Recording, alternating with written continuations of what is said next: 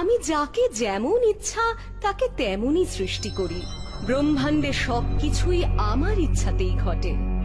তাই শ্রীচণ্ডীতে প্রথমেই বলা হয়েছে, জয়ন্তী মঙ্গলা কালী ভদ্রকালী কপালিনী দুর্গা শিবা ক্ষমা ধাত্রী স্বাহা স্বাধা নমোস্তুতে।